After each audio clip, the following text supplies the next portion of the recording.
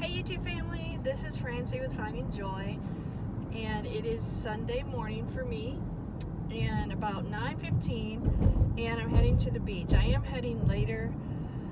One, I don't allow myself to get enough sleep.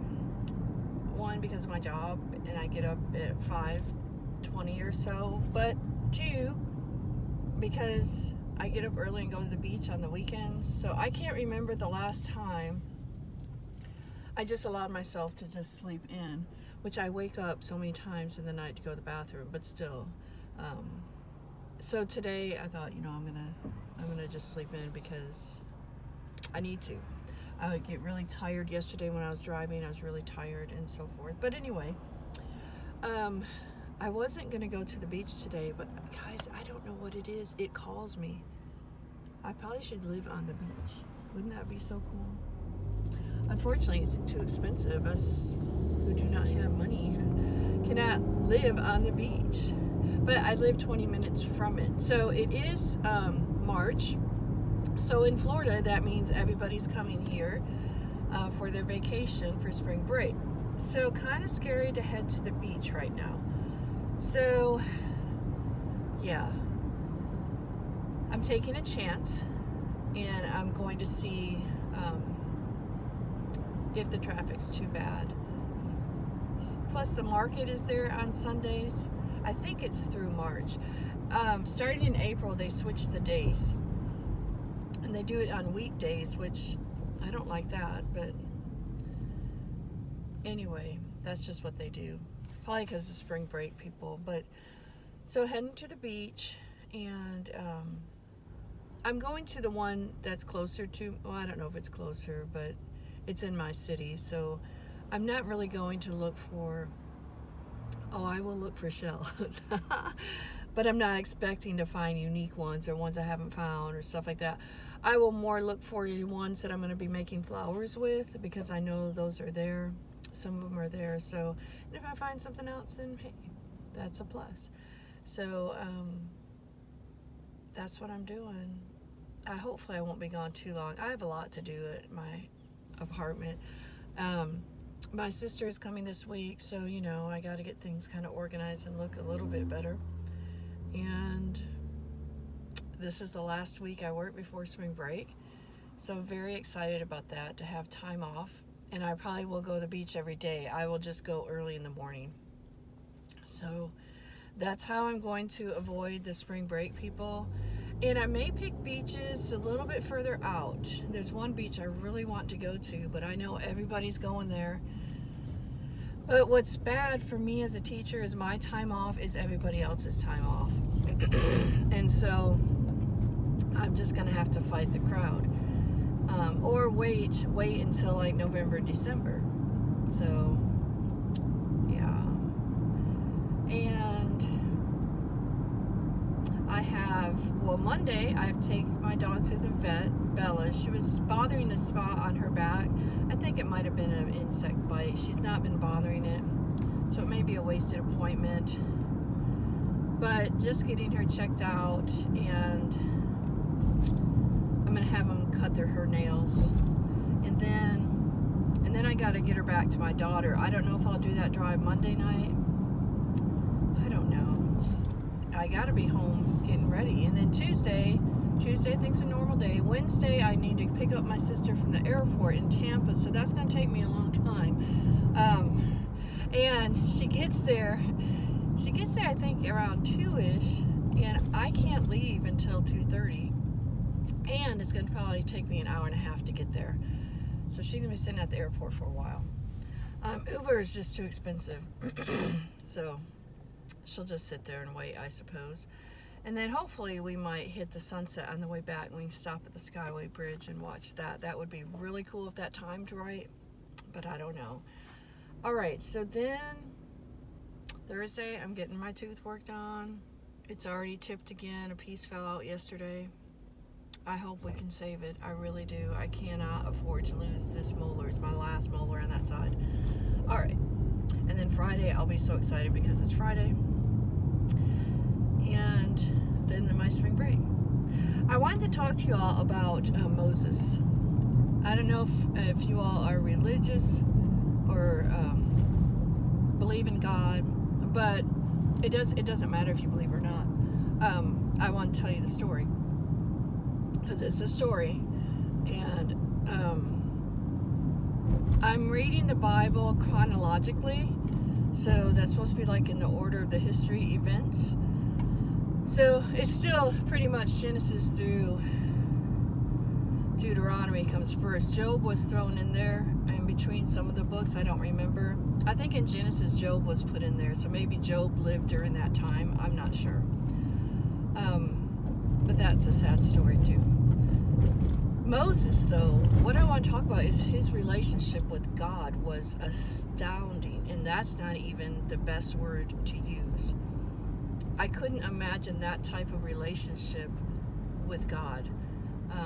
Moses saw God's glory, but not all of it, because God said that he would die. If anyone sees God face to face, or what I imagine, God is not really a human being, from my understanding.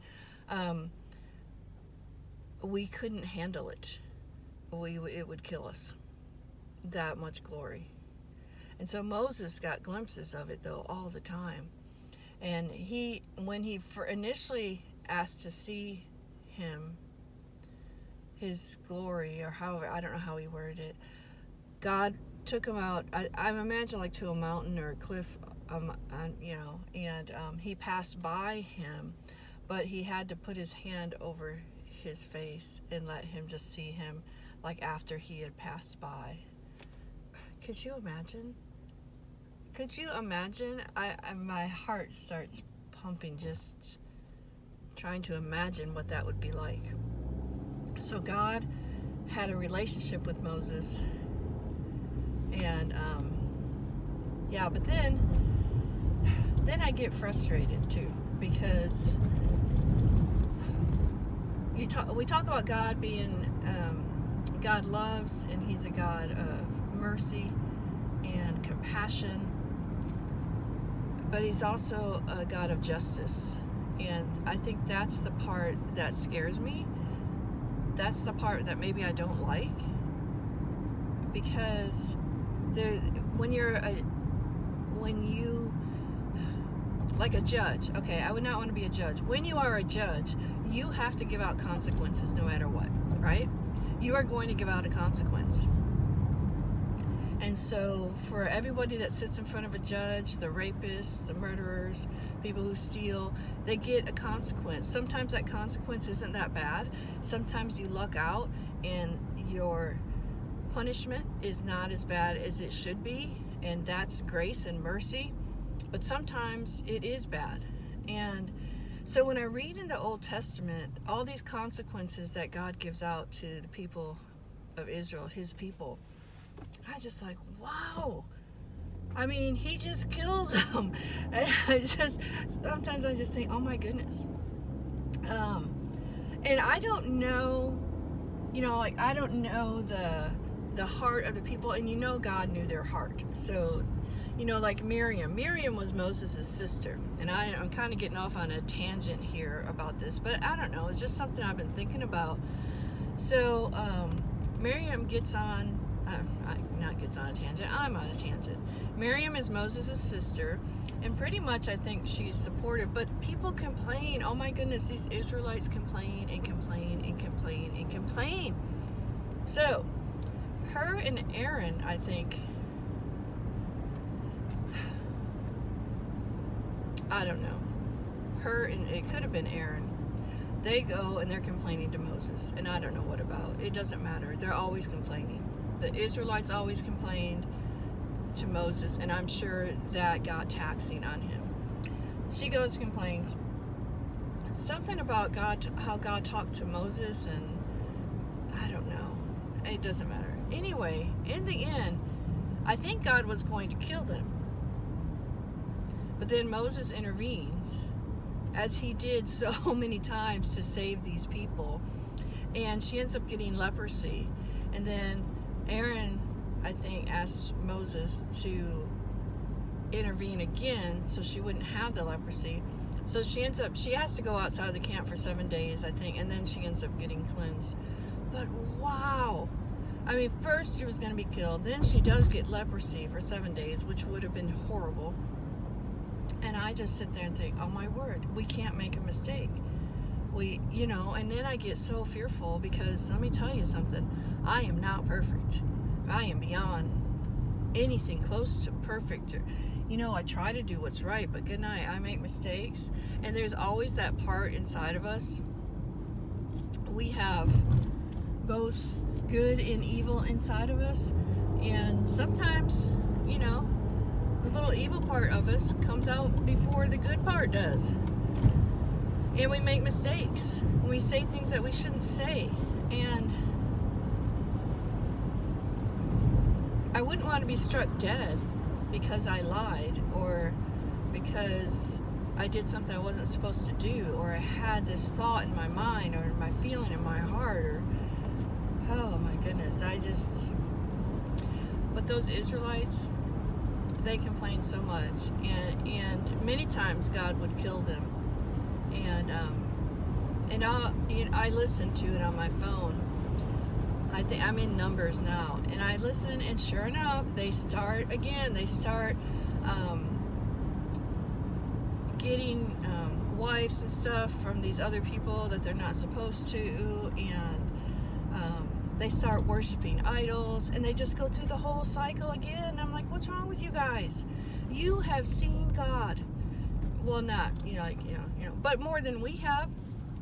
God was there. They knew he was there.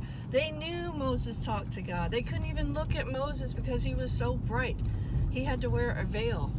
And they had all these evidences that God was there. All of these evidences.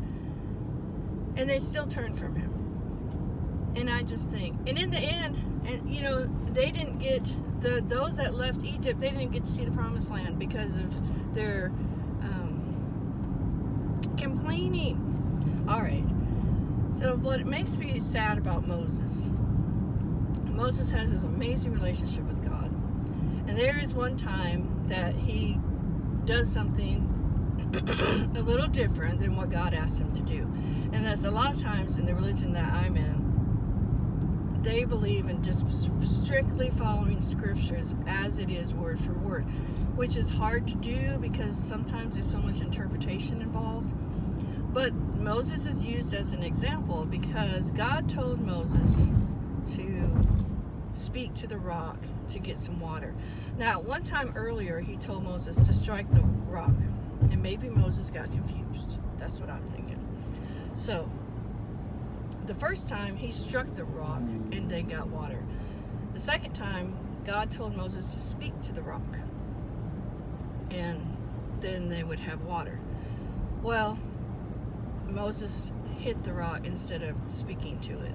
And so because of that mistake, he was not allowed to enter the promised land. And I thought, really? After all that he did, that one mistake kept him from looking at the promised land. And I think, how harsh. That is so harsh, and I don't understand it. I just don't get it.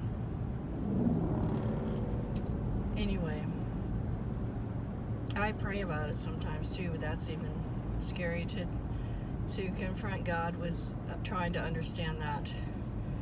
But I just think all that Moses did, and he didn't get to see the promised land, or he didn't get to go in it. I think he saw it from a mountain or something.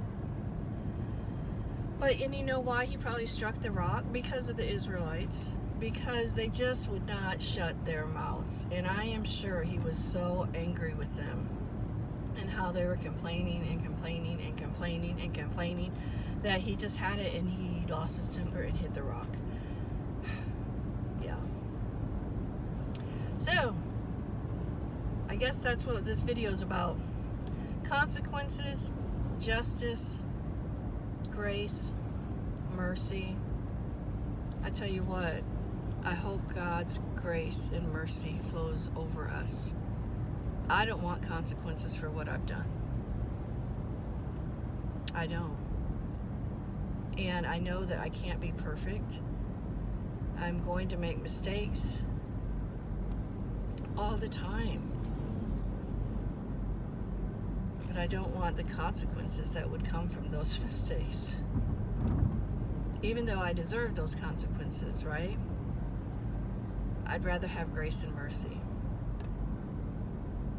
So, I hope that God's grace and mercy and the sacrifice of His Son and the blood of Jesus Christ cleanses everything away from us so we can have God's grace and mercy. There's a song, who sings it?